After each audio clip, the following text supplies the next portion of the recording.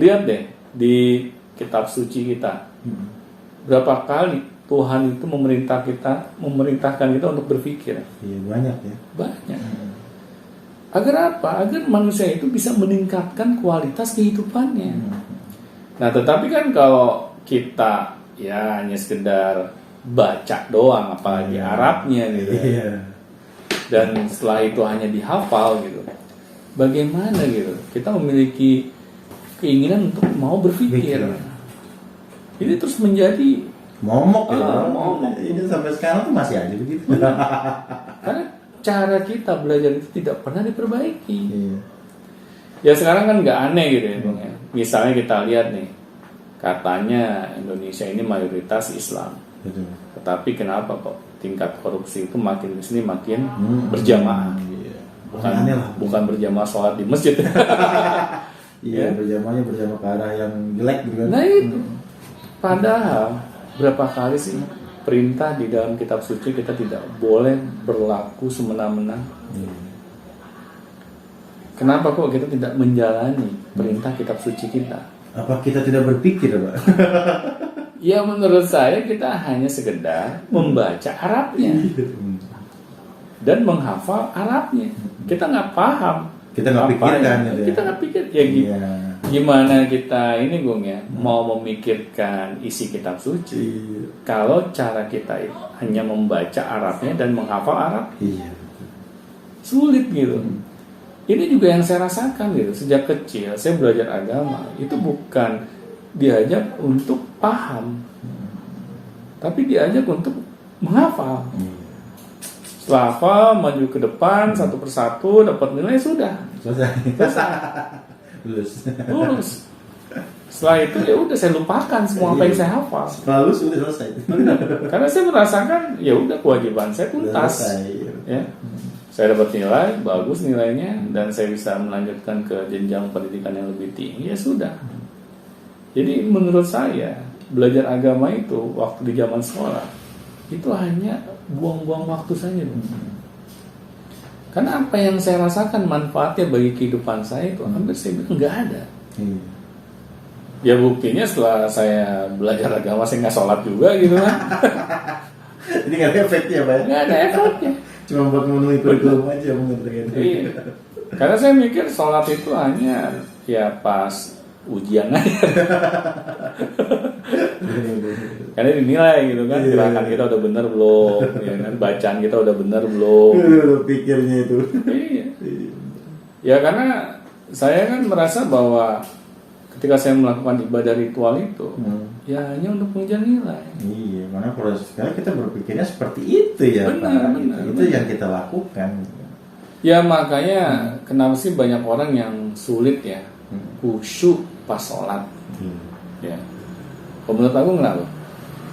Karena mereka itu tidak tahu sholat itu apa sebenarnya gitu, makna aslinya gitu. Mereka nggak paham apa yang mereka baca di waktu sholat. Iya, nggak tahu lah, cuma iya. Sujud, ya, gitu. nggak tahu artinya itu apa. Iya. Gitu. Mereka nggak paham doa yang mereka lantunkan, mereka nggak paham gitu. Akhirnya ya sulit gitu kita bisa khusyuk ketika sholat, karena kita hanya kayak bergumam gitu. Ya. Kita nggak memahami gitu arti ucapan kita, bacaan kita nggak paham sama sekali. Gimana mau khusyuk juga? Cuma dihafalin doang. Benar. Terus kita baca secepat kilat lagi. Iya, soalnya satset gitu. Nggak ada titik komanya gitu. Makanya dalam sholat itu sebenarnya kan ada proses berpikir sih kan, Pak. Benar. Setelah sholat itu harusnya ada perbaikan kan. Cuman bayangin dong di masyarakat gitu ya, yang disebut sholat khusyuk itu kalau kita tuh diam, tenang, salah pikir kan. Benar. Disamain kayak kita lagi semedi gitu. Iya. Nggak ada gerakan yang lain. Benar. Itu kan mustahil loh. Iya. Sedangkan kita dalam keadaan sadar. Iya. Pasti kita akan mendengar gitu keadaan di sekeliling kita. Kita nggak mungkin gitu kan pas selama kita sholat gitu kita menjadi membudekkan diri kan nggak mungkin. Soalnya kalau sholat kita sambil tidur boleh. Iya. Dan selesai. Nah, iya, kan nggak mungkin gitu. Jadi sholat khusyuk itu jangan disamakan kita seperti patung gitu. Kalau menurut saya sholat khusyuk itu kita memahami apa yang kita ucapkan, apa yang kita baca dalam doa-doa kita. Karena ketika kita paham, akhirnya itu meresap gitu di dalam hati sanubari kita. Dan itu yang akan mengubah gitu perilaku kita setelah sholat. Nah, tetapi kalau kita nggak paham ya bagaimana perilaku kita mau berubah gitu. Dan kita nggak mau memikirkan juga sih. Biasanya begitu. Rata-rata orang ya udahlah harus sholat ini. Benar. Malah setelah sholat itu seharusnya Gong ada perubahan di dalam diri kita. Karena kita akan memikirkan secara otomatis bacaan sholat kita. Betul. Kita akan merasakan gitu. Apakah kita sudah melakukan semua perintah Tuhan?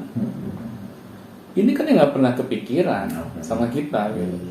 Karena dari kecil kita jarang diajak untuk berpikir gitu. Makanya gue di sini harus ada perubahan gitu ya dalam pola pendidikan di negara kita atau pola dalam orang tua mendidik anak-anaknya gitu. Janganlah kita tuh gampang gitu ya mencap anak misalnya kurang ajar, mencap anak itu melawan orang tuanya ketika anak itu mengeluarkan pendapat mereka. Iya. Hasil pikir mereka. Karena mereka ketika sudah mau melawan itu bukan ini ya, itu hanya sekedar hiperbola ya. Sebenarnya kita gampang banget itu dengan ucapan kita memberikan label anak itu melawan. Sebenarnya enggak gitu. Anak itu hanya ingin didengar saja gitu alasan mereka. Nah, tetapi kita jadi orang tua ketika anak berperilaku seperti demikian, ayo kita harus berpikir secara positif bahwa anak kita ini sedang berpikir, mengutarakan pendapatnya. Kita harus menjadi pendengar yang baik juga. Kita apresiasi dulu. Iya, apresiasi. Gitu. Meskipun nggak enak, telan dulu. Nah, setelah itu baru kita berikan masukan-masukan kepada anak kita. Itu juga dengan cara-cara yang baik. Nah, akhirnya Gung, kalau kita mau melakukan hal itu semua, insya Allah kita akan melahirkan anak-anak yang mau berpikir. Terima kasih pada atas sering-sering tentang proses berpikir. Ya. Karena banyak orang yang nggak mikir kan. Itu paling sulit. Sulit ya, banyak korupsi dan lain-lain lagi. Oke, baik, sampai di sini saja perjumpaan kita. Kalau misalnya mau ditanyakan, silakan saja langsung tanyakan. Ya, jadi kebelepotannya gara-gara kurang berpikir. Oke, baik. Sampai jumpa di video selanjutnya. Sampai jumpa.